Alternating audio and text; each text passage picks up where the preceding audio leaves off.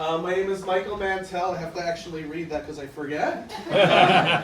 I'm a psychotherapist and educator, and I'm honored to welcome you all here for a very special program from Bondi Beach to NYC, a conversation on resilience and Jewish identity, featuring Sheina Gutnick in conversation with Shelly Freeman. So I'm so grateful for all of you who are here with us today in this room, and for everyone who's viewing this recording later.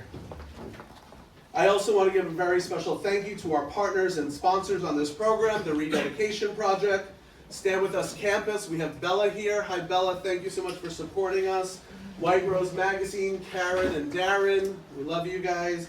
And Mothers Against College Antisemitism. Thank you to Rabbi Yaakov and Rebbetzin Avital and this incredible, beautiful Chabad that you've given us this space for this evening. And a very special thank you, like I said, to Darren Glick, my partner in crime in this, and to Shelly Freeman, who has been so supportive and so wonderful of all of these programs. I'm so glad that we're working together and look forward to doing more of this beautiful work together. And a very special thank you to our guest who came all the way from Australia, Sheina Gutnick. At the end of the program, after the conversation between Shelly and Sheina, we'll have time for Q&A. We're happy to have as many people ask questions as time allows, but we ask everyone to please remain respectful and in the spirit of this program. Once again, I want to thank you all for being here and your support of these programs.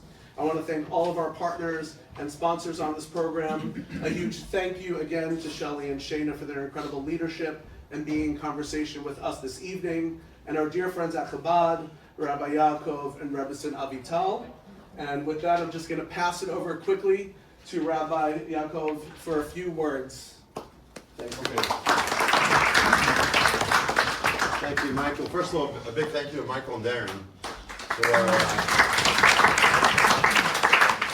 Thank you, Shelly, for making the introduction. The first night she was here, she spoke at our big gala. And I think she's going home soon, right? Tomorrow. Tomorrow, last night. First, we're the bookends. Yeah.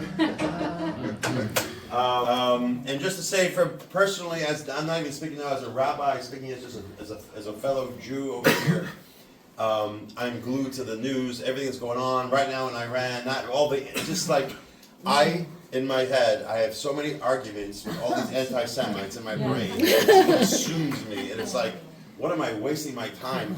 You don't know how many conversations I had with Megyn Kelly and with and all the horrible anti-Semitic people out there right now who are saying such horrible things about Israel, as if there's nothing good about Israel anymore. Oh, all of a sudden it became this evil country where they're just Iran, it's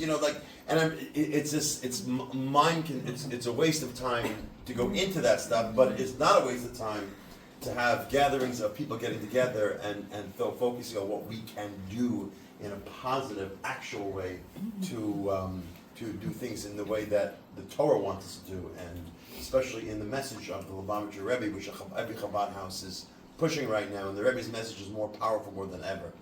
And someone who's experienced what she has experienced, whether it's, sometimes I feel guilty, that I wasn't at Bondi Beach,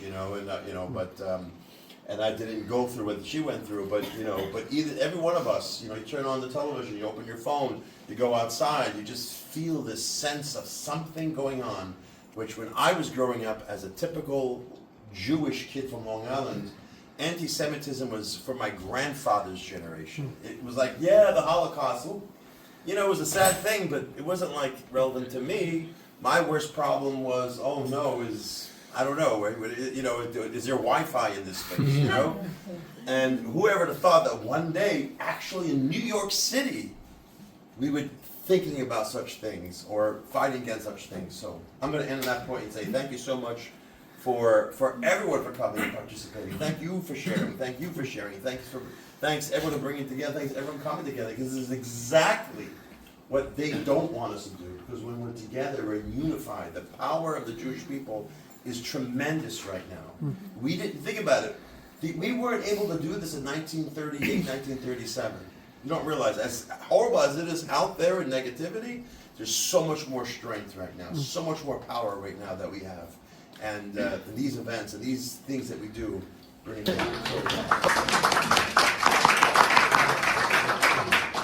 Welcome again, everyone. And as per Michael's comments and the rabbi's comments, I want to also extend from myself a very special thank you to Sheina, firstly for being with us today, and also for your immense courage and incredible advocacy at this very critical moment that we find ourselves in. So to kick it off, I wanted to ask you firstly about your father, his history, his immigration, his religious journey, who he was as a person, and I suppose most importantly, who he was to you. Sure. Number one, thank you all for coming out here tonight. I really appreciate it. And it really is why I do what I do, to bring my father into places and spaces, as he would have loved to meet every one of you here, and I'm sure you would have all loved to meet him, so I'll do my best to bring him into the room with us today. My father was born in 1963 in Kiev, in Ukraine. It was part of the USSR, the Soviet Union in those days. My father grew up in a non-religious home in the city, but with Jewish identity being center and forefront of who they were, and they were reminded of it on a daily. My father had the word Žid, Jew, stamped into his report card in school, and he was bullied by his classmates, but also by his teachers. My father grew up with stories of his grandparents in the shtetl, knowing what their religious identity had cost them. My grandmother had family members that were unfortunately burnt alive in a synagogue as one of the pogroms back in Minsk. And this was their identity. This is who they were. In 1977, they had the opportunity to leave the USSR, which was very complex in those days. You had to have an invitation from a relative allowing you to leave, and you had to go through a very long process to get approved. And you weren't allowed to take a single thing with you. And my mother mirrored the exact same story a year actually before my father in 1976. And she remembers my grandfather stitching names of relatives and friends into the elastic of his pants, so he'd be able to take it with him to Australia to send invitations back to relatives left behind in the USSR. And after a year in a refugee camp in Melbourne, Italy, they arrived in the sunny shores of Sydney, Australia. My father was 14 years of age at the time. He came with no English. He went to school for one day. He got rapped on the knuckles with a ruler, rapped the teacher back, and that was it for him. And he started the next day in Tech College becoming an apprentice locksmith. And he understood he's 14 years old, but he's been given a brand new opportunity at life. But at the same time, he held the responsibility to support his parents, and also he had a brother that wasn't able to leave Ukraine as he was drafted into the Red Army. He was 5 years older than my father at the time, 19 years old, and he couldn't leave. So here's my father, 14 years old, starting a brand new life, supporting his parents and his brother back home. About a few years later, my father was 17. He met Leah, my mum, where all the young Jewish refugees hung out on Bondi Beach. And it was a story that began immediately. It was love at first sight. And they started a life, and they knew what it meant to come from nothing, to build from scratch. And they didn't waste an opportunity. They got married. My mother was 18, my father was 19. At the same time of having not grown up in a religious home, they knew that they were Jewish, and this meant that they get married with a rabbi. They need to have a chuppah. They need to have it in a shul. It needs to be done properly, because this is who we are. And I say that my father's story is many puzzle pieces that come together to form a beautiful picture. And one came 12 years before the rest of it. He, but two weeks before their wedding was due to go ahead, their wedding venue had actually burnt down. And the single only place that was available in Sydney on that date was the B'nai B'rith Centre. And my grandparents were absolutely hysterical on what's going to happen to the shrimps and the prawn. Apparently we were going to be serving lobster balls and gefilte fish at the wedding, but against their original intentions. My parents had a fully kosher wedding. They didn't intend to do so, but they did. And through the next 12 years of their life, my parents built a wonderful, beautiful life. And my dad was unconventional, entrepreneurial. He was wild. He was rebellious. He built things. He eventually owned a petrol station and a fax and printing business, ended up becoming a property developer. But through 12 years of their life together, and after many medical interventions, after many surgeries, my mother was told, and my father together with her, to give up on the dream of ever having a child. That this was not on the cards for them, this is not going to happen, and they need to give up. A friend approached them and said, you know what, you've done everything physical, why don't you try something spiritual? And my parents went spiritual people, but they thought, you know what do we have to lose? What do we have to lose here? And so they were taken to the Russian rabbi of the Jewish community, Rabbi Ullman, Friends of Refugees, at least in Europe, which is now Combat Bondi. And he suggested that they write to a man in Brooklyn known as the Lubavitch Rebbe, the Chabad Rebbe, and ask him for a blessing. He has a special affection for Russian Jews, as he himself is a Russian Jew and understands the struggle and the story. And they got a response back that my father was to enter the covenant of Abraham, to have a Brit Milah, because he was never able to have one back in the USSR. And my mother should go to the mikvah. And they said, okay, let's do it. We have nothing left to lose. And 10 months later, against every medical prediction, I was born.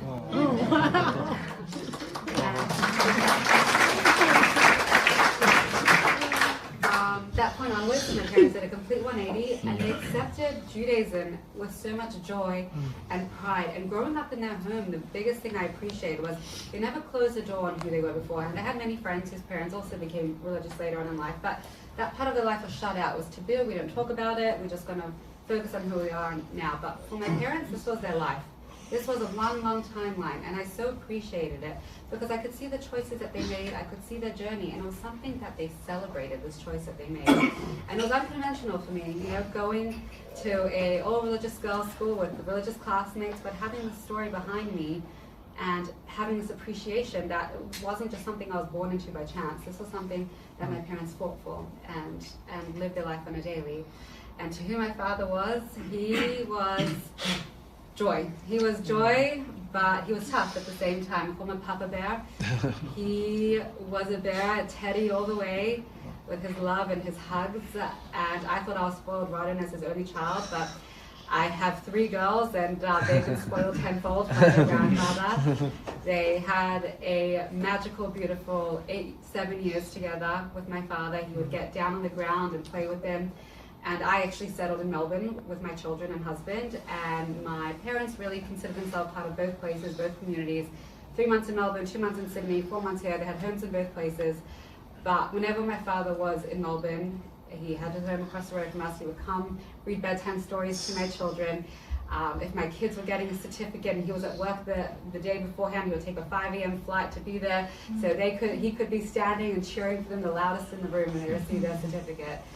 And he taught me to see the world through his eyes, and he saw the world through, if God gives us something, we were given it to give back. We're considered a conduit for God. My father didn't believe in acquiring wealth for himself. Before every business meeting he would ever have, he would ask his business partners, all who are non-religious, how is this project going to benefit others? How much charity are we giving? And we're not just giving it after the project, we're going to give before. So we know that this project can work out. And that's really how he lived his life. Very cool. I want to, just moving in from there, thank you, that's such an insight. He had a passion to build a Russian Jewish community centre in Bondi. Can you elaborate on that journey, how long it took, all of that? Absolutely. So one of the things that my father achieved in his life, and we call this project his other baby. So a lot of times my father sought guidance from the Rebbe through his teachings and his letters and a collection of his learning. And one day my father opened up to a letter about the importance of building specifically a community center for Russian Jewry. At the time, he was very heavily involved with Free, Chabad Bondi, Rabbi Ullman. He was one of his biggest supporters. And it was a small shul near Bondi Beach, and my dad said, no, we need to build a big community center for Russian Jewry. It's going to be a hub. People are going to come. There's going to be programs. We need to have an event hall. And my father and his business partners owned a plot of land around the corner. It was being used as tennis courts for Maccabi Center. And they dedicated, this is going to be the plot of land, and we're going to build this synagogue. And everyone turned to him and said, Ruvien, it's never going to happen. And my dad wasn't one he said no to, because he took it as a challenge. And he told his business partners, come along with me for the ride. It's going to be a long ride, but it's going to be a spiritual journey. And he fought for over 12 years. He fought council who didn't want to rezone the land. There were protests held all over the city about developers coming in and taking out green land and greenery, and nature, meanwhile, were dealing with a green slab of concrete, as they were tennis courts.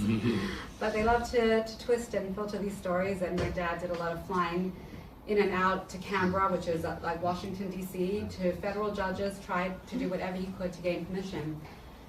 And one day in 2017, and you can Google, there are many articles about it, the Land and Environmental Court ruled that they were not allowed to build the synagogue due to it being a security risk and concern in a residential area and its proximity to Bondi Beach. It gained international outrage, as this would have set a precedent that every synagogue internationally in a residential area would be a security risk. They quickly rescinded, and they built the shul with the reinforced bulletproof glass, security sky high. They spent probably millions of dollars on ensuring that they had the highest upgrades of security. And we look at it, I don't know if ironic is the right word, that 9 years later, there was a terrorist attack, not at the shul, but at Bondi Beach itself, a few miles down the road. No, probably half a mile down the road, actually, miles and kilometers. But 2 years ago, just about 2 years ago now, right before Rosh Hashanah, I stood with my children as my father cut the red ribbon for this beautiful, stunning, state-of-the-art community center, big, bustling, beautiful synagogue, a community function hall downstairs where it's being used almost on a daily for simchas, for bar mitzvahs, for community talks, even for weddings. A beautiful shul at the top, libraries. The Sydney Beth Din works out of there. If you're ever in Sydney, I do suggest giving it a visit. It's a really, really beautiful community center. And I'm so grateful and thankful that I got to see my father having so much joy at seeing the opening of this beautiful shul that he dedicated the last 12 years of his life to. Sheina, I want to move now into that day, December 14th. Can you walk us through the events of that day? Sure.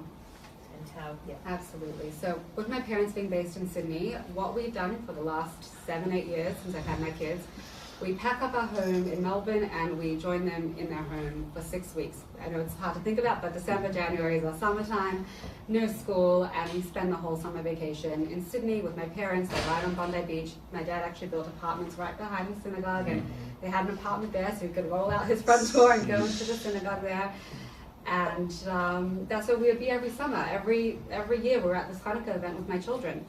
This year Hanukkah fell quite early in the secular calendar, and my kids still had an additional 4 days of school and only finished on Thursday. So I said to my husband, why are we pulling the kids out of school early? It's an extra few days. We've been at the event every year. Let's just wait till Thursday. Let's change our tickets to Thursday. And so we did so. Wow. And Sunday night we are exiting a big Hanukkah event in Melbourne. And we bump into a friend of ours at 6:47 p.m. whose face is gray as a ghost. And my husband asked him what's wrong, and he said he had just gotten off the phone with his sister, and there's currently a live shooting happening at the Combat Bondi event on Bondi Beach. And I knew my parents were there. I immediately tried calling my dad. He didn't pick up. At 6:48, I called my mom. She answered the phone. And I could hear everything on the line. I could hear the screaming, I could hear the gunshots, I could hear sirens, but my mom screaming that there is no one here, there is no help. And I'm very thankful, actually, at that time, my mother had jumped on top of a friend of hers to shield her with her body. And unfortunately, we know that it was a scene of absolute carnage, and I'm very grateful that my mother didn't get to witness that. But out of the corner of her eye, she saw my dad was up and that he was running. And she's telling me this while I'm on the phone, my dad's up, he's running, he's running, he's running. And I'm leaving and exiting the Hanukkah event, heading towards the car park. My children are next to me. I'm trying to send them off ahead of my husband because I'm trying to get information out of my mother, but not be graphic with my wording so I don't scare my children. And as we're getting into the car, my mom tells me Dad's been shot. He's been shot as I'm in the car. At that point, my children had picked up that something was very wrong and that they understood that my father was harmed. And one of my daughters asked my husband, will we ever see Zeta again? She was already asking this hard question without really getting much information. And I passed on to my husband that he'd been shot. In my husband's mind, okay, he has a bullet wound in his leg or something, he'll go to hospital, he'll be okay. And he told my daughter, of course we're gonna see Zeta again. And I just felt my heart break apart, and I said, I can't answer her that. I just felt in my body that something astronomical beyond human comprehension is unfolding before us. We're 5 minutes away from our home. We arrive home, and my mom is screaming for ambulances, screaming that there's no police, that there's no one there. She's informed me that help arrived. The help that actually came were lifeguards that were having a Christmas party next door. and they were the ones that put their own lives at risk and ran into the live shooting to protect others. They used their surfboards as gurneys. They're used to doing CPR and drowning, so they're not used to dealing with gunshot wounds, but here they are putting their own lives at risk. And she told me that giving my dad oxygen, we knew at the time that even though he was shot, and we later learned that he was shot over 11 times, and through being shot, he was still protecting and running. He was filled with adrenaline. He gave up the last 10 minutes of his life to save as many people as he could. And one thing that we've learned and we're hoping and holding on to his truth is he would have been filled with so much adrenaline, he wouldn't have been able to feel any of the pain. And the truth is the way that he was able to move through it. And the lifeguards had made a report to us as they were working on him. He was getting frustrated that they got his name wrong, so he yelled Ruvien as they were working on him. And I'm sort of begging God and my mom that my dad be okay through the phone. But then at 7:13 p.m., my mom tells me that there's no more dad, that he's gone and they've covered him. And I'm praying in her state of hysteria that she's wrong, and I'm asking her, did they cover him to his shoulders to make him comfortable? Did they cover him completely? She said, no, they've covered him completely. And I said, can you just put someone else on the phone? There was this wonderful lady that came to sit with her as my mother's going through this, and she was actually a doctor, and she confirmed the worst with us. And I remember just falling to the ground. And then I picked up my head because I understood very clearly in that moment that my father took care of my mother their whole lives, and now it's my job. I'm an only child at 30 years old. Now it's my job to take care of my mother. And I just kept telling her over the phone, I'm coming, I'm coming, I'm coming. And I just looked at my husband and told him, get me on the next flight to Sydney. This is about 7:20 now, and Sydney has actually a curfew because they're in the city, the airport. So it takes about 40 minutes to get there. So I'm just flying into the car. And I remember just standing in my door frame and looking at my husband and telling him, this is a moment our lives have changed forever. And I didn't even realize how difficult it was at the time, only processing it afterwards. There was no Wi-Fi on the plane, and sitting in a tin can in the sky for an hour after getting the worst possible news of your life. But what everyone was doing at that time, my home back in Melbourne was filling up with family, relatives, and friends, and it was fascinating that everyone was asking the same question. I wonder what Ruvien was doing. No one knew at the time the actions that my father had taken. But everyone was under the assumption, knowing my father, that who Ruvien was, he surely must have been doing something. The assumption was that he wasn't killed lying on the grass. He was killed as a martyr, as giving his life up. And as my plane landed in Sydney, reports started coming in from family and friends that were present there on how my father had physically protected them with his own body, how he shielded them, how he moved the terrorists away from the crowd. And there's so much, there's drone footage, and I originally couldn't watch anything, but I watched most of everything just once, just to see it. There's drone footage of him running across the field while everyone's down. He's a single person up, throwing a brick at the terrorists, staring them down without change. There's audio of him absolutely swearing at them, which is something we know was very much within his nature. And the last 10 minutes of his life were really a reflection of who he was through his whole life. So I think the world got to learn who he was. And that was our horrific Sunday night. In conversations that you and I have had over the last month, I think, you've told me that just after the terrorist attack that night, you were flooded with phone calls from journalists left, right and centre wanting to interview you, and you refused them all until one call. Can you tell us about that and what changed everything for you? Yeah, absolutely. I remember just Sunday night getting home to my mother. I didn't sleep at all that night. The next morning, my husband arrived with my 2 older children, and in the meantime, my phone is just flooding with messages. I have no clue how these journalists got a hold of my phone number. It's constantly going off, and I'm not talking to anyone or anything. I'm figuring out how to breathe, how to put one foot in front of the other. We're dealing with homicide detectives. We're dealing with the coroners. Australia had no clue what they were doing. They left all the bodies on the beach till 12:30 p.m. the next day. And we're just asking them to give our bodies back to be able to bury them, and we're just trying to deal with everything we can. But 11 p.m. on Monday night, I remember I hadn't slept since Saturday night. I looked down at my phone at 11 p.m. and I see a message that had come through from CBS. And the US? In the US, yeah. CBS based in the US. And the way they phrased their message was, we need to tell the world what your dad did.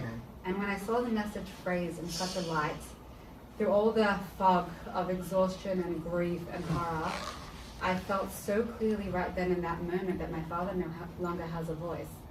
And no one else is going to speak for him if not me. No one else is going to be able to tell the world the sacrifice that my father made in his last 10 minutes.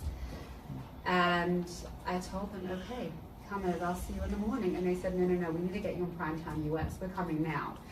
So at 1 a.m. on Monday, which was Tuesday then already, after not having slept since Saturday, I'm sitting in my husband's aunt and uncle's living room, which is where we were basing ourselves out of. It was too hard to go back to my parents' apartment. And it looks like it's 1 p.m. during the day with all the bright lights and umbrellas and camera crew everywhere. They had set up a whole studio. And I start talking about who my father was, about what he gave, about the horrors of this event. But they also asked me a question, who I hold responsible. And I remember feeling so clear as day, the answer being the Australian government, because us as a Jewish community had been calling out for action. The government was being very reactive to situations. We had a synagogue that was firebombed, we had a Jewish catering company that was firebombed, we had 2 nurses in Bankstown Hospital record online saying they'd kill every Israeli Jewish patient that came their way. We were living through a nightmare. And in my mind, as I told the reporters, it happened on October 9th, 23 in Australia. Post October 7th, the Australian government lit up the Opera House in blue and white in solidarity with Israel, and out came the angry mobs, the rioting, and they were chanting, gas the Jews, F the Jews, where are the Jews? And the single man arrested that day was a man of an Israeli flag point fighting violence. So in my mind, the way I phrase it is, anti-Semitism has always existed, but as sort of sewage in the gutters, running underground. Always there, but underground. And it was as if that day the potholes opened up from the ground and this thick hot gas smoke of anti-Semitism exploded outwards, and we saw it in universities, in schools, in hospitals, in the media. And it wasn't just allowed, it was celebrated. And it went completely unchecked. So journalists were so surprised when they hear so many of us saying Bondi wasn't a shock. And they said, are you serious? And we said, yes, we are serious. We saw the signs for the last 2 years. We've been calling this out. We saw this. And I shared that sentiment together with the journalists.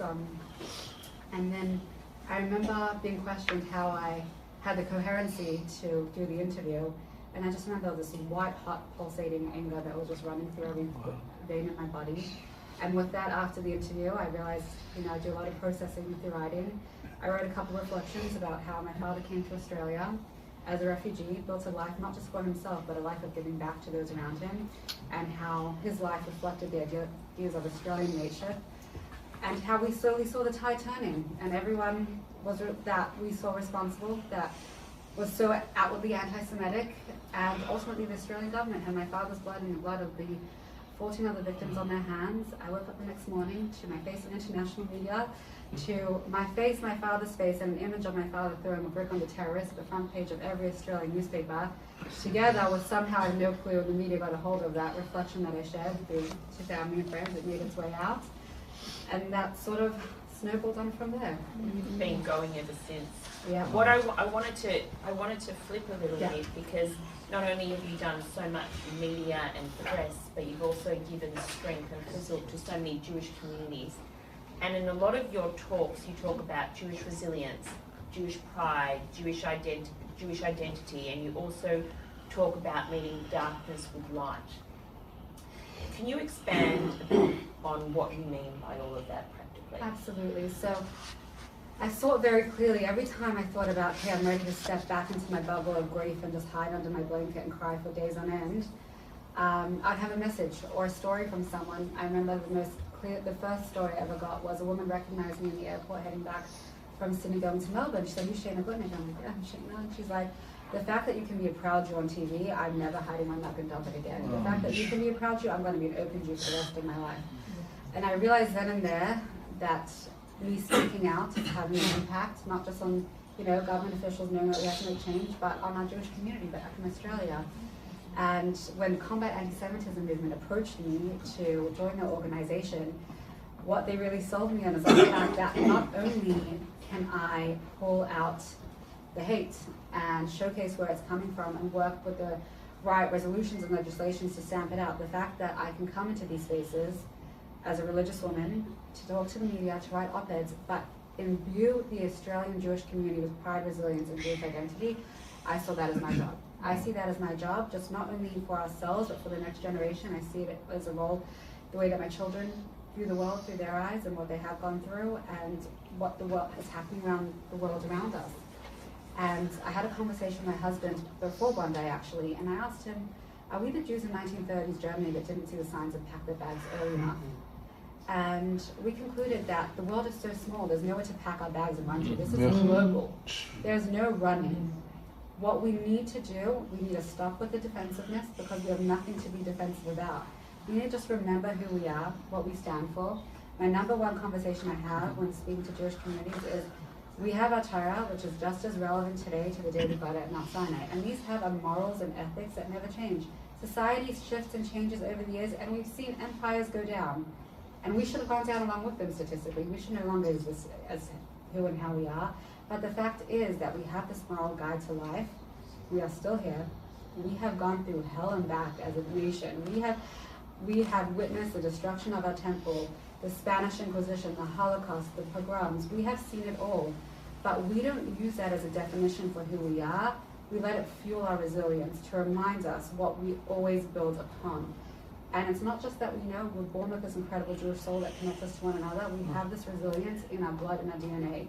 I thought I'd never be able to stand up straight again on that flight from Sydney to Melbourne, and I have it. Everyone has it in them. This ability to realize we don't have a choice when we need to speak up and stand up straighter than ever and just be unapologetic for who we are. And it's not just about, celebrating Shabbat once a week or blowing the shofar on Rosh Hashanah. It's about remembering who we are every single day of every week. And it took an Australian government campaign to remind us of this. It was absolutely phenomenal to see in the darkest days of our lives that the Australian government held a one mitzvah for Bondi campaign. It was essentially, the government was asking non-Jewish Australians to write in mitzvah notes on acts of goodness and kindness they had taken on in memory of the 14 beautiful innocent lives that we had lost. And that is our answer. That is what I mean by adding more lives. When we have this horrific darkness surrounding us, and I wrote actually an op-ed recently for a main Australian publication, a reflection on 6 months post-Bondi. And I reflected on the fact that as Australians, our strength has been our diversity for so many years. I remember our neighbors being Italians, Greek, Russian, Jewish, everyone from every place around the world. Australia was a melting pot of cultures. We'd go play in the playground, there'd be children from so many homes and immigrants from different places and spaces, and somehow it has become the biggest cause of division within Australia. Our differences and the fact that we don't understand each other. And when I was in a meeting with our Prime Minister Albanese, I was telling him, thank you for initiating this mitzvah campaign. It means a lot. But I want him to know that mitzvah does not simply mean good deed. Translation of the word mitzvah also means a connection. Because when we do an act of kindness for someone else, when we make the world a better place, we connect ourselves to other humans. And that's our purpose on this world, Jewish and non-Jewish alike. We all have a soul, and we're all put on here to make the world a better place. And in today's generation, we've become so obsessed with ourselves and self-gratification and what we can do for ourselves and what we can do to achieve our goals. We forget that the biggest gratifying moment we have is when we give back. That we're put here to give back, to give of ourselves, to reflect on who we are, to use our God-given talents, and to create and make the world a better space. And that was what I did at the Royal Commission. I didn't only share my personal reflections on life as a religious Jewish woman and how the fact I don't have freedom of movement in my own country because I can't go on public transport with my children to the city because it's not a matter of when my children will be accosted for their Jewish identity. But ultimately that this event happened on the onset of Hanukkah, and Hanukkah is when we light our menorahs. But we don't just simply light them in our homes, we light it by the windows and door frames to shine the light outward into the world. So we know for centuries we have gone through hell and darkness, and ultimately we keep adding light. We keep being who we are. We keep making the world a better place through it all. It's beautiful. Thank you. Shane,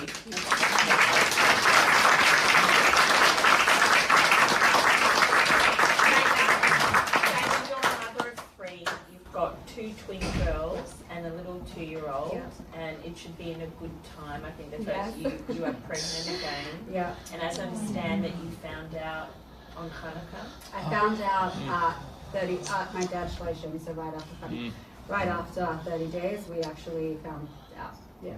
And I remember in one of our conversations, you told me about the reaction of your twin 8-year-old girls to the events at Bondi and your father's actions. Can you share a bit about Absolutely. So my twin girls are very, very close to my dad. He was their world and they were his, and they were best of friends. And seeing them go through this has been the hardest thing for me to witness, because I know that there's so much of myself I want to give to them, but I myself am going through so much on my own, and I'm trying to give everything I have to them, and I know it can't be enough because of everything that I'm going through. And they're processing very differently. One of my twin girls are very angry at my dad that he put himself at risk by saving others. She said, why didn't Zeta just hide and he would have been okay? And I asked her, but you know your Zeta, would your Zeta ever have hit? She said, I know you would never have hit, but I'm still really angry. And I said, you're allowed to be angry. But my other daughter, she's incredibly sad, but she's very, very proud. She's proud that it was her Zeta that saved lives. And these are very real, legitimate feelings. They're in conflict with one another, but it's just the reality of the situation. And, you know, one of them asked me, so Zeta was killed because he was Jewish, and I'm trying to explain to an 8-year-old that we can be targets for our faith and identity. We're not letting her lose hope, and remember to be strong and be who she is, and that's what her Zeta would have wanted. But I just remember such a horrific moment when I was in Sydney that my two daughters are very good friends with Ellie Schlenger, who was also murdered that day, his daughter and his niece, and they were actually at the event on the day, and they had witnessed all of this. And they're all talking about guns and terrorists and bullets and blood and murder, and it sounded as if they had watched a movie that was completely inappropriate for their age, something they should have never been exposed to. But then you realize this is something in real life that they're living through on a daily basis. And that's just the real shock horror. It's not just what we see and experience, it's the fact that our children are living through 2026 with this version of reality for them. And I just constantly wonder how this is going to impact them as they grow up, and what it's going to mean for their identity, and how they're able to look at the world and sort of what it means. And we realize actually this is beyond our scope as parents. And one of the things that I was talking to my husband about when we're driving to get on that plane to Sydney on that horrific day is, this is beyond our breath. We need to speak to a therapist on how to break this news to our children, because I have no clue how to break this life-changing news to them.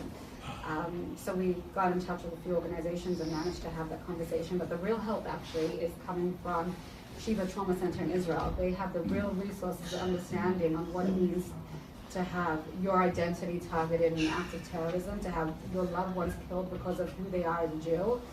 And they have been phenomenal. They have been phenomenal. They have spoken to each of my girls. They have obviously recognized, and they are going through PTSD and the signs of the PTSD, and how they recognize that through their different ways of processing, they are going to have different signs and symptoms. And for us as parents, what we need to look out for. Sheina, you mentioned about the Royal Commission, and some people here, well, probably a lot of people here will not be familiar with it because it's not really an American thing. Yeah. So I'll just give a little overview. As a result of the Bondi terrorist attack, the Australian government set up, I should say after much political pressure, a hell of a lot of political pressure, a Royal Commission into anti-Semitism in Australia.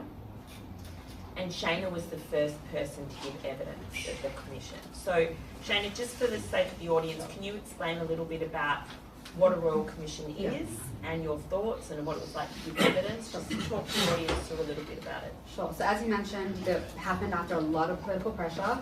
Our ex-treasurer of Australia, Josh Frydenberg, wanted to push the Prime Minister into holding the Royal Commission, as this was very, very personal for him, Bondi. And the Prime Minister came up with many press conferences, and he said it's not going to happen, it's not going to, we can do small reports here and there. A Royal Commission in Australia is the highest level of legal inquiry that we can have.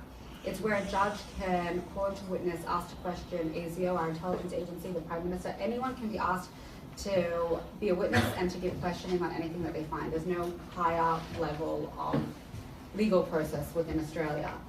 And after a long media barrage, I was actually wrote a letter and had it signed by all of the victims' families. It was 3 weeks after Bondi, and that was a hell of a task to put together in itself as well.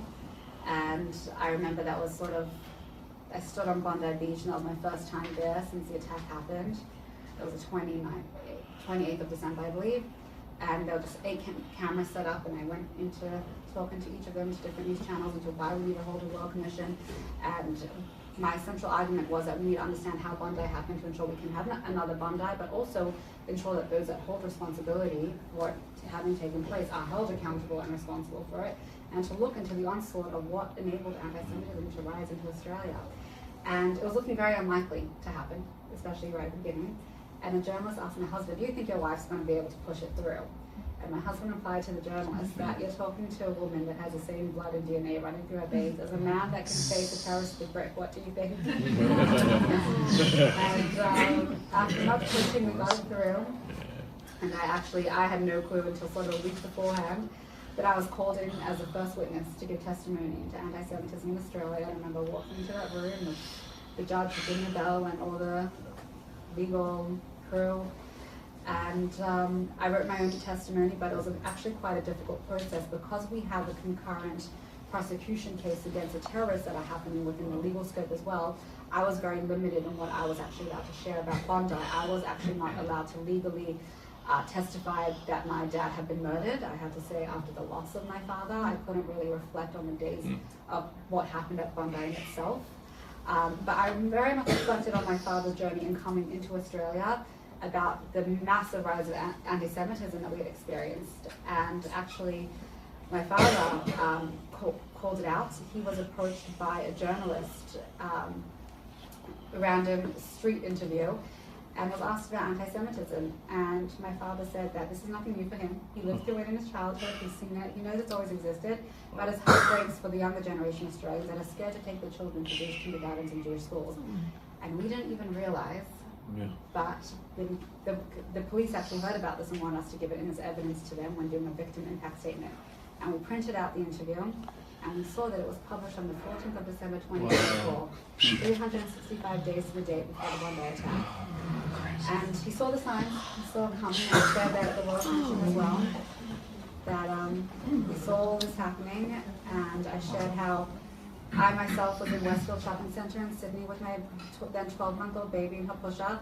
Someone pointed at my Star of David necklace, yelled at me that I'm an effing terrorist, and not a single passerby said anything.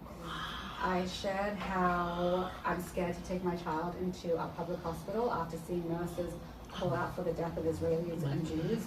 I called out the fact that we're not safe in certain spaces. I called out the fact that I have many friends that are unsafe at work, and she's a relief teacher because she hears students saying how they would kill any Jew that they see, and she's there tucking her Magnum David into her shirt, and how so many other institutions had failed us. And they were so shocked by these stories, but I wanted to explain that I'm definitely not unique, and many people have worse stories. There was someone that testified that a teacher did a Hail Hitler to one of the students in the school. A teacher did a Hail Hitler to the student in the school. Just horrific stories that were coming out. And the judge's jaw was on the floor half the time. She couldn't believe it. And with this Royal Commission happening, it's not just the recommendations that we're waiting for at the end that we're going to get on what should be done to stop anti-Semitism, but I know for a fact I've spoken and given talks to fully non-Jewish audiences for our symbol Project A, allies, and a lot of the media that I've spoken to. They're very supportive, but they're horrifically shocked by the reality of what so many of the fellow Australians have been living with, and they're so unaware of what we have been facing, and they're the ones that actually want to make changes. The ones that are involved in the business districts, in the education sector, they had no clue that this was happening, and now after hearing these real stories, they're very motivated to actually make changes. Wow, I'm going to ask, I also want to give the audience time to ask questions, because I'm sure there's a lot of questions, but given everything that we've heard, I want to end my segment of it on one question. Yeah. And the question is, what gives you hope for the Jewish future? I want to try and... Yes. We're not going through anything we haven't gone through before, but we have so much now that we haven't had. Through all of this, we have so much support around us, and it's very easy to get sucked into the darkness, to get sucked into the horrific news stories that are happening on a daily. They're getting a lot of attention. We have to remember one thing that I actually heard, that viral doesn't equal valid. The fact that something has a lot of views, a lot of followers, doesn't mean it's factually correct, and that's what we have to keep remembering. Just because some voices are loud, it doesn't mean that they're the majority. We have to keep remembering this message. We have to keep remember that through history we always come out and we are connected like never before. The world is a tiny place, which makes it scary, but the world's also a tiny place, which makes us also connected and so much stronger. We have each other, and we need to lean on each other. That's ultimately what we need to do. That is the message of, that's what's going to keep us going, and to remember what we have, and to also remember our children are watching us, and they don't listen to what we say. They watch how we do. So when we need to imbue them with pride, we need to celebrate our holidays with so much joy. We need to remind them who they are, what we come from, our rich culture, our rich history. We have so much to celebrate. And I remember it hitting me so clearly. I was away for Pesach with my children, and it was 4 months on from Bondi, 3 months on from Bondi, 4 months on from Rio. And I see them happy, and I experienced joy for the first time since Bondi. Wow. And then I was sucker punched in the gut with so much grief that this is the first time I experienced joy. And my dad's not going to see my children happy, and it hit me so clearly in that moment. But that's who we are as a Jewish people. That the grief doesn't go anywhere, but we have to grow ourselves around it. We have to grow ourselves to make room for everything that life has, and life is wonderful and beautiful. We have to make room for nachas from our children, from the joy that is Judaism, from everything that we have in this life. That bowl of grief is going to stay that bowl of grief exactly as it is. And we remember what we've gone through in the last centuries. We remember all the horrific things, but we don't let it suck us down. We motivate it to remember how much we have to live for. So we just have to keep growing ourselves around it and let room in for all the wonderful things that life has.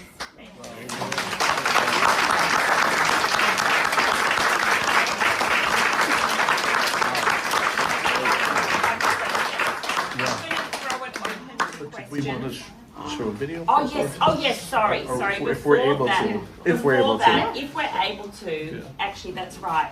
And I'll let Sheina talk to you about it. But we've got 2 videos, and I remember reading about this in a paper in Australia. It was before I knew Sheina. And do you want to tell the story about the airplane? Sure. Oh, the airplane. So do you have that one? Do we have that one? I could send it to you. Yeah, send it to me, and I think I had these 2. Oh, let's see this first. Is this your father? That's my dad and my husband. So you get more of a sense. More of a sense of who he was. He's doing some big He was joy.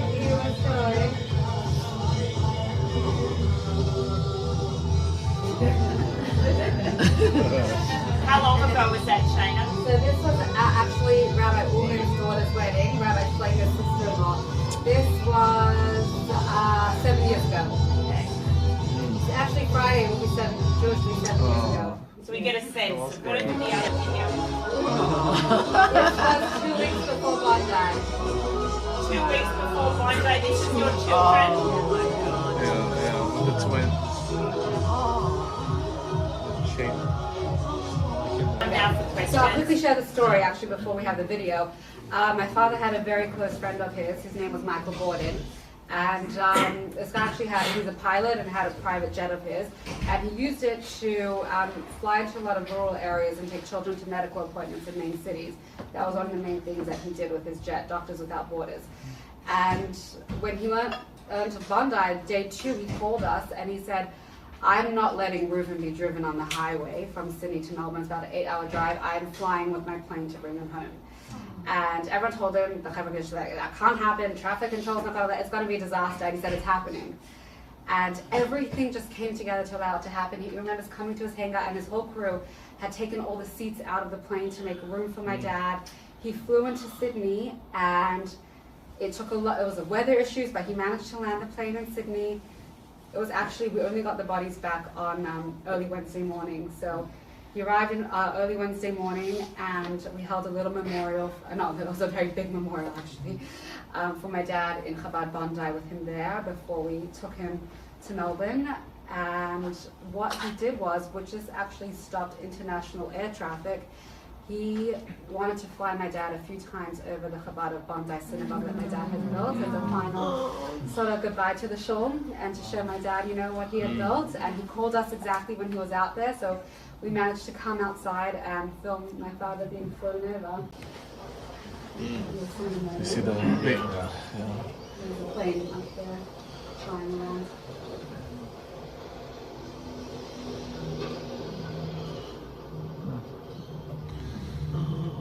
Yeah.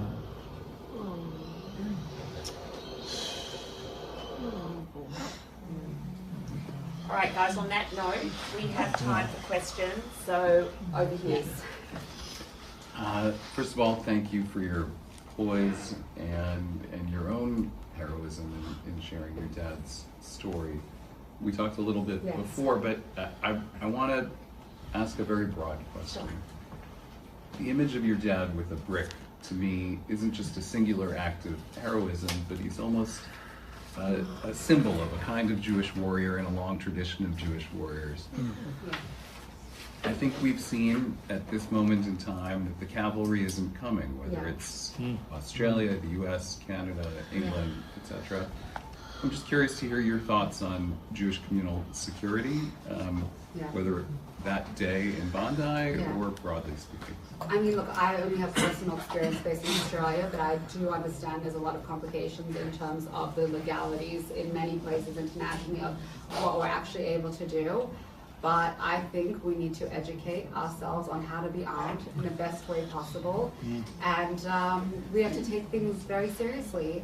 My dad taught me to always look over my shoulder, not in a paranoid way, but in a realistic way of knowing what the world is and how the world works and how it's always worked. Be aware of your surroundings consistently. That's how I was raised to be. And I think it's more poignant now than ever that we need to continually do that, and we need to be smart about it. And that means doing whatever we can to protect ourselves. We've got some questions? Yeah. Thank you very much for being the voice of your dad. You are speaking not only for your dad, you are the voice of the Jewish. Thank you.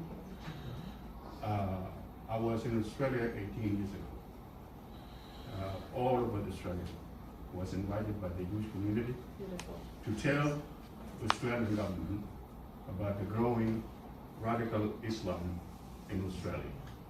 And in particular, the aim is against the Jewish first.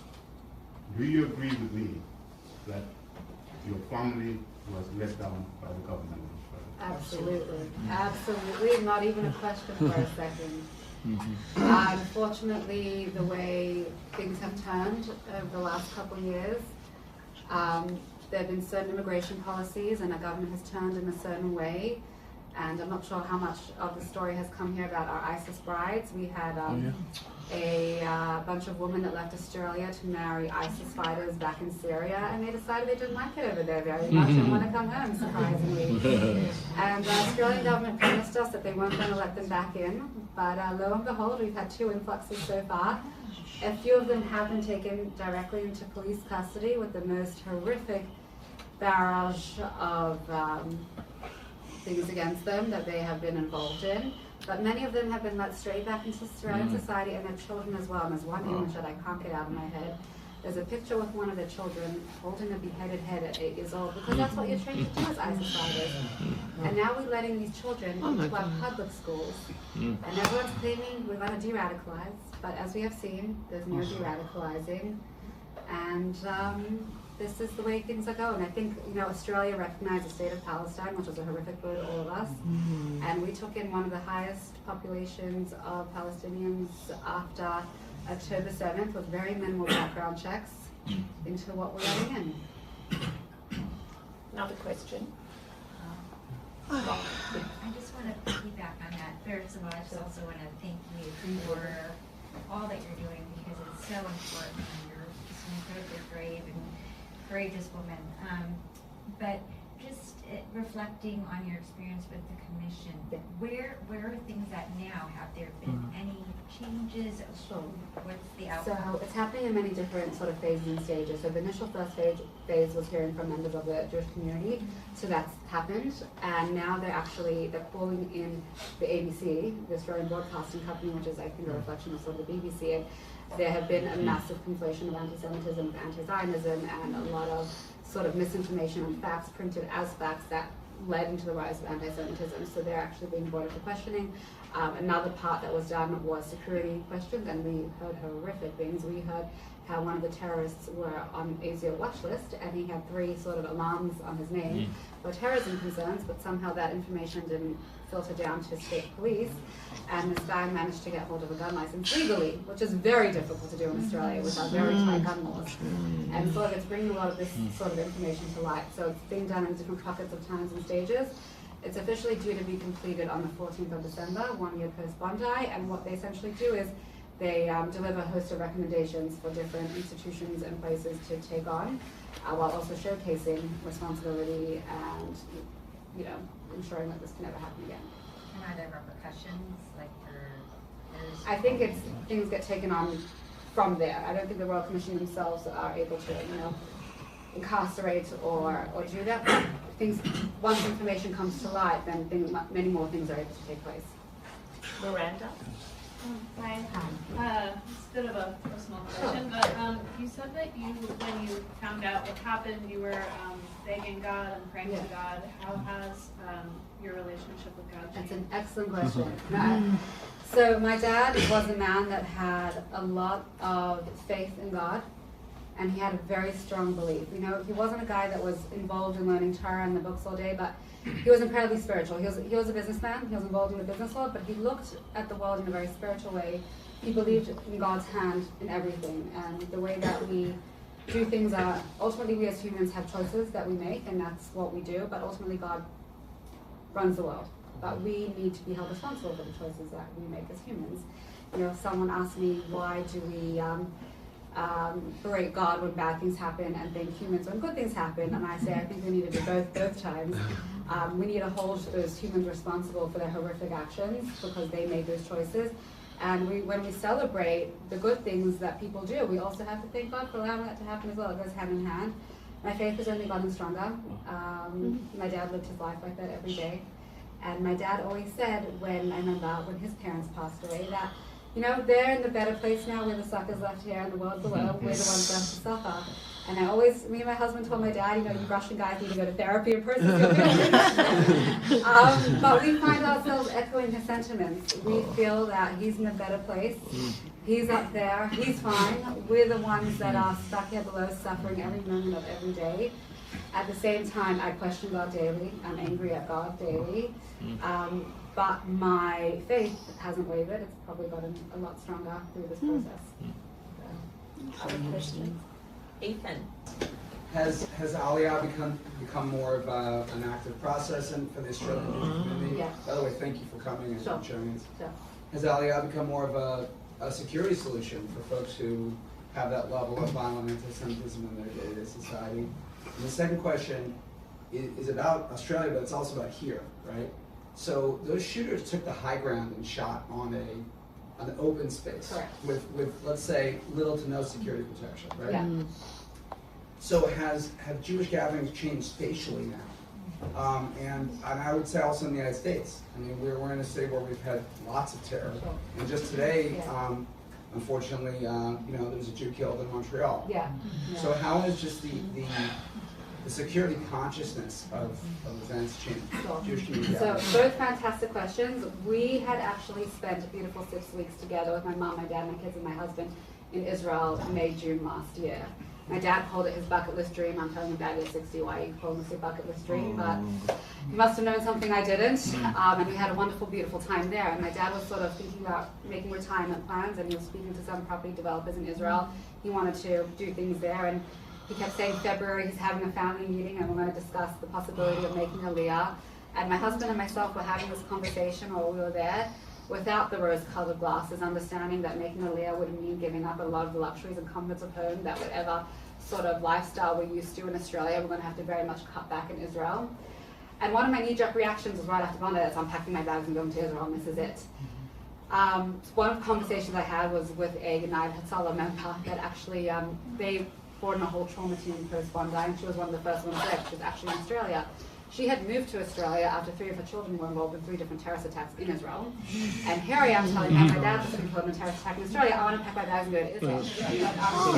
I'm like, okay, why are you over here?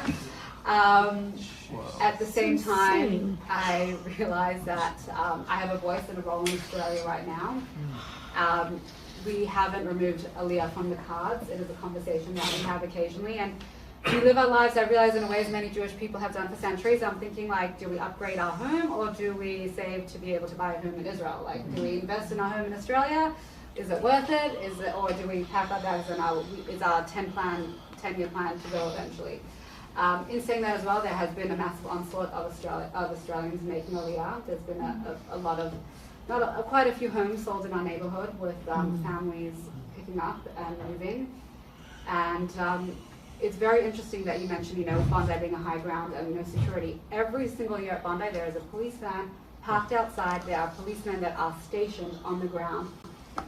And for some insane reason this year, I don't understand why, the police did get the information that it is very high-risk security concerns. They only had 3 police that were stationed in the general Bondi Beach area to come in and out and check on the event. 2 of them were unfortunately rookies that day as well. So when the shooting started, they were all down on the ground. It took 8 minutes for the other police to arrive, and they were the ones that actually took down the terrorists, not the ones that were stationed on the ground, the ones that came in later on. So I think that, we do have to take security more seriously, but it usually is taken a lot more seriously.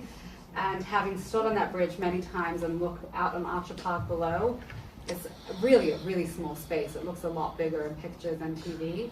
And just seeing that they were all really sitting ducks with them having that vantage of the high ground up on that bridge. And I'm just keep wondering, how did they even get to that bridge? And I think there's a lot of work to be done with our, firearms and legalities and how we do things and who has what and how we train and what we do. And there's a lot of work to be done in every place locally, I guess. Yeah. So, But we can share after. I have a quick question on the local level. There's a movement or debate about whether or not to destroy that bridge. Yeah. Would you be for it or against it? I don't think we need distortions. The bridge didn't do anything. The bridge isn't responsible. It was the unfortunately horrific choices made by individuals. And I think that bridge needs to serve as a reminder of what happened, and we need to have a memorial on that bridge to remind us what happened there. I think we need to build, not restore. Yeah. I admire the way you speak out without being angry. Yeah. And I'd like to know how you do that. I teach at a university where I'm doing a lot of speaking out, probably a lot of it relates to me. I mean, it's interesting because I can get very passionate about things and having discussions with friends, and my dad always told me, calm down, and me and my dad had a very similar personality as teenagers, and there was a lot of running up the stairs and slamming doors and screaming and arguments. But I've learned very quickly within this role that I have that a calm and coherent voice gets a lot quicker than the angry one. I feel once we get aggressive that things get shut down and people stop listening. And when having a very calm, open conversations and leaving room for the other side to answer and ensuring that they feel that they've been heard, I think is a very important part of the process. Because there's many feelings that are had, and many times people are able to process their questions and realize sometimes how stupid their questions are when given time to process. And when that's done in a very sort of calm way, I think we open ourselves to a lot more conversation. I think we'll have a few more questions, and then Sheina will stay. We've got a couple here, and then Deborah. Hi, you're amazing. Just bowled over by your voice and your this peaceful countenance you have, speaking such a dark and heavy moments. And you had mentioned, talked about yourself and your children. I was just curious how your mom was feeling. It's an excellent question. So my mom was with my dad for 42 years. Her life has exploded beyond human comprehension. So she's moved full-time back to Melbourne. She's right across the road from us. My husband actually flew into Sydney, packed up her home, sent things back in the trailer. It's rented out now. She can't think about going back there. But she's in my home from 7:30 in the morning with my kids. She started a new job working in childcare with babies and children in a Jewish center, so she's very happy. She's keeping busy. She has incredible friends and community that, take care of her, take her out.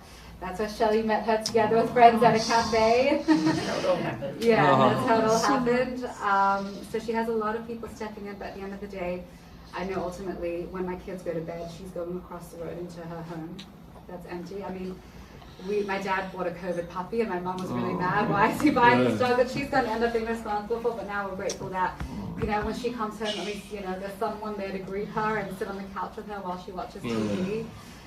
And, but it's a horrific nightmare for her to live through every day. She keeps telling me that she knows my dad will want her to be there for my kids, and that's what she's picking herself out of bed to do, to be able to do that, and it's vice versa. You know, my kids need her, she needs my kids. So, but she's very modest, sort of soft-spoken, and for her, like, she doesn't want to talk to media. She doesn't want to.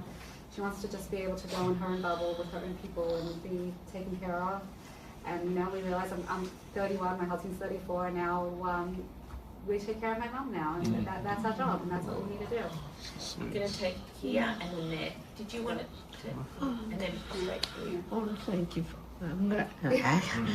I don't know how I can compose myself by listening. You're so composed and wonderful, and I appreciate your story so much. I've been so down in the dumps with everything happening all over the world, and you're just so uplifting. The question I had there about the Muslim gentleman who wrestled with the perpetrator. Have you spoken with him? Do you know anything about him? Sure. So we did try to have a conversation, actually, and we do know he was the last one that spoke to my dad. He was incredibly heroic. He jumped in, wrestled the gun off the gunman, and actually the story goes a little further from there. We only found out a few weeks later that my dad actually got hold of the gun that he had wrestled off and was shooting back at the bridge. And there's footage of that in a Sky News documentary with Shari Marks, and you can actually see it and hear it. That only came to light a few weeks later because our bureaucracy is quite slow. I actually had to ask the detective if I was allowed to share this information, and they said, look, you can say what you see look like it happened on screen, and that's what we can assume what happened, and based on a bit of forensic evidence that we can say that's an assumption that was made. So we did want to get in touch with him and speak to him directly. So you could see what your father's father's last words were, seemed like they originally had a plan. We tried connecting, we haven't really managed to, and he's gone in his sort of direction and become, you know, a face, and he's done incredible things, and he saved many lives. But we'd love to connect hopefully in the future. Oh, thank you so much. Your presentation was riveting, and thank you, and inspiring, especially at a time that we're all living through. I'm sure many people reached out to you. Yeah. So is there anyone who's reaching out, felt especially meaningful, maybe even outside of the Jewish community? Sure. I'm curious about that. So there's been we saw like the worst of humanity, but we saw the best of it. There's been such an outpouring of love from the regular Australians. I mean, I get recognized on the streets by Jewish and non-Jewish Australians, and that gives me a lot of comfort because the messages coming in are beautiful. What keeps me going and what's really inspiring is getting messages from complete strangers and how my dad changed their life through his lifetime, people I'd never met before, people that my father gave charity to in such a way, they would come to me and say, no, I know an organization that's going to help you. There was no organization, it was my dad helping them, but he didn't want anyone to feel less than that, you know, they're getting a handout. So he arranged things in such a way. When a Israeli student was in Australia looking for a job, my dad didn't just call someone up. He drove him from business to business saying, I know this guy, I can vouch for him. He made sure that he left at the end of the day that he had a job. And I had no clue. And it's sort of these stories that are coming in from absolute strangers to myself, but how they had perhaps one encounter with my dad, and my dad said something to them very unapologetically. And there was one story, a lady reached out to me, I had no clue. My dad met her when he was on a trip to Israel, and she was engaged to a non-Jew at the time. And he said, no, he picked her up, he dropped her off at a Jewish seminar at Mayanat. And now she told me she's married and Haredi and living in Israel, with a total Haredi lifestyle, and that 20 chance meeting with my dad and his unapologetic nature. I asked Sheina, what's one word? If you could say your father, talk about your father in one word, what's that one? Unapologetic. He was. I struggled as a teenager with a lot of secondhand embarrassment. And but you know, I appreciate it so much now. He was completely unpolitically correct in what he said and what he thought. He said what he thought always. But that's what people loved about him. He was genuine. He came in the room with such a smile, and everyone knew whatever they're going to get is real. Okay, I think we're going to do one more question, unless with the lady over there. I just wanted to say your dad's memory certainly is a blessing, and thank you so much for sharing it with us today. He sounds incredible, and just you like carrying this message to Jews all over the world is just incredibly needed and important, and I think just truly such a mitzvah. So thank you, and thank you for sharing your dad with us. And I love his unapologetically.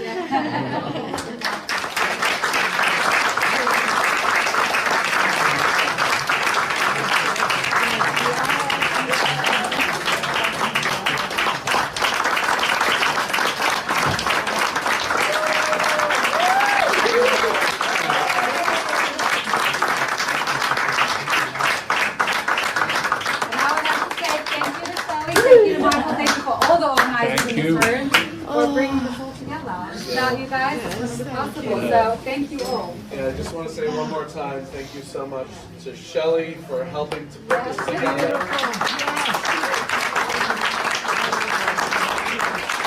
Sheina, you're just being who you are and bringing your father's spirit to life and just sharing him with all of us. Exactly. It is terrible outside, but you all managed to come here to make this such a beautiful event. So thank you all for being here.